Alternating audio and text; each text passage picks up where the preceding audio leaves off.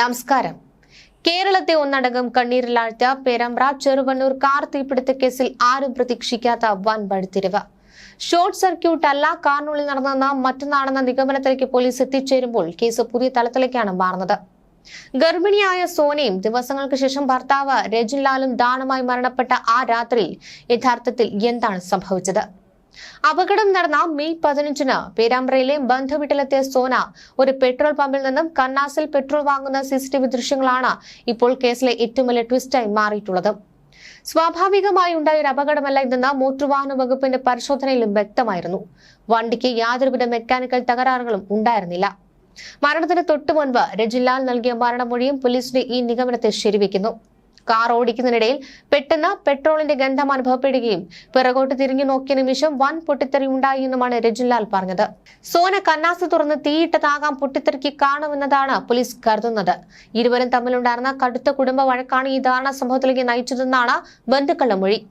രജിൻലാലിന് മറ്റൊരു സ്ത്രീയുമായി ബന്ധപ്പെടുന്ന സോനയുടെ സംശയങ്ങളാണ് പ്രശ്നങ്ങൾക്ക് കാരണം. തുടർന്നുണ്ടായ തർക്കത്തിനൊടുവിൽ ഭർത്താവിനെ ഭീഷണിപ്പെടുത്താനോ ഒപ്പം ജീവനെടുക്കാനോ സോന പെട്രോൾ കാറിനുള്ളിൽ കരുതിയിട്ടുണ്ടാകുമെന്നാണ് പോലീസ് അനുമാനം. ഇനി ഈ കേസിൽ നിർണായകമാവുക ശാസ്ത്രീയ തെളിവുകളാണ്. ഫോറൻസിക് റിപ്പോർട്ടും വിശദമായ പോസ്റ്റ്മോർട്ടം റിപ്പോർട്ടും പുറത്തുവരുന്നതോടെ കാറിനുള്ളിലെ പെട്രോൾ സാന്നിധ്യം ഔദ്യോഗികമായി സ്ഥിരീകരിക്കാനാകും. ഈ റിപ്പോർട്ടുകൾ കൂടി ചേർത്താകും പോലീസ് കോടതിയിൽ അന്തിമ റിപ്പോർട്ട് സമർപ്പിക്കുക. ഇതോടെ വലിയ ദുരൂഹതകൾ നിറഞ്ഞ ഈ കേസ് അവസാനിക്കുവാനാണ് സാധ്യത.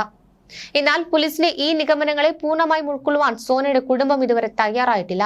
മരണത്തിൽ ഇപ്പോഴും കടുത്ത ദുരൂഹത ഉണ്ടെന്നാണ് ഇവരുടെ ആരോപണം. ഒരു കുഞ്ഞിന് ജന്മം നൽകാൻ ദിവസങ്ങൾ മാത്രം ബാക്കിയുള്ള സോന ഇത്തരമൊരു കടുങ്കൈ ചെയ്യുമോ എന്ന ചോദ്യമാണ് ബന്ധുക്കൾ ഉയർത്തുന്നത്. യാത്രക്കിടയിൽ സോന എന്തുകൊണ്ട് മുൻസീറ്റിലിരിക്കാതെ പുറകിലെ സീറ്റിലേക്ക് മാറി? കാറിന്റെ ഡോറുകൾ എങ്ങനെയാണ് ലോക്കായത്? തീ പടർന്നപ്പോൾ സോനയ്ക്ക് പുറത്തിറങ്ങാൻ കഴിയാതെ പോയത് എന്തുകൊണ്ട്? തുടങ്ങിയ ചോദ്യങ്ങൾക്ക് കൃത്യമായ മറുപടി വേണമെന്നാണ് സോനയുടെ കുടുംബത്തിന്റെ ആവശ്യം. രജിൻലാലിന്റെ മരണമൊഴി പോലീസ് വിശ്വസിക്കുമ്പോഴും ഇതിനു പിന്നിൽ മറ്റെന്തെങ്കിലും പ്രേരണയുണ്ടോ എന്നും കുടുംബം സംശയിക്കുന്നു. അതുകൊണ്ട് തന്നെ കേവലം ഒരു ആത്മഹത്യയോ കൊലപാതക ശ്രമമോ ആയി ഇതിനെ എഴുതിത്തള്ളാൻ പോലീസിന് കഴിയില്ല.